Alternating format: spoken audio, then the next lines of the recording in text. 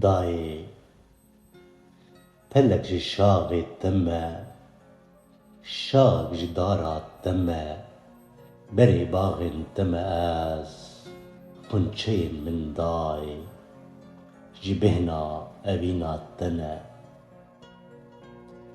Dayê ji mêj ve peygerê navê te me, digerim, dibim rê wî, gelek caran winda dibim, xwe ji bîr dikim, navê te dibe xawn.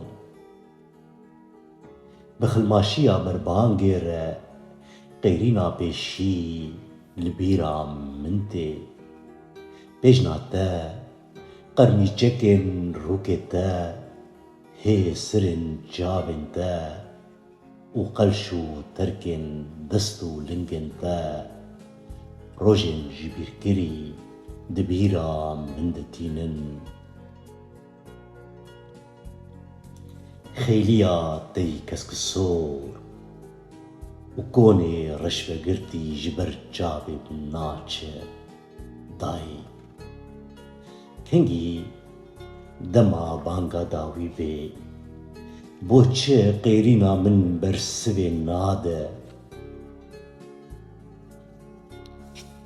Dayê, kengî dema banga dawî bê, boçi qêrîna min ber sivê nade.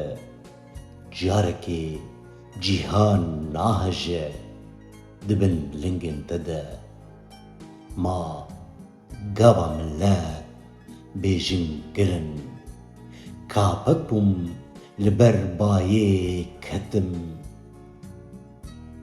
Dûrî himêza te dayê, yan gimar bûm di warê xwe de bindestimam. Hîna tayê hêsirên te di destê min de ye.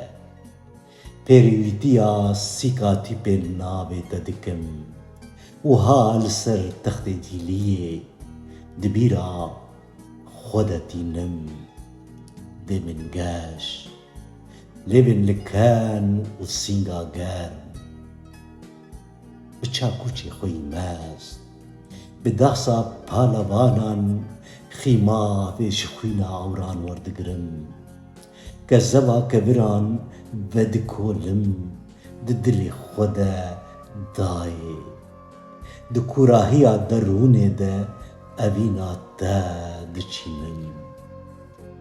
Belê dayê, tu gula bejînê yî û kaniya evînê yî, dê çawa nepeygerê navê te bim, û nîşana te rengê porê qîzan wezayê, rengê evîna dildaran.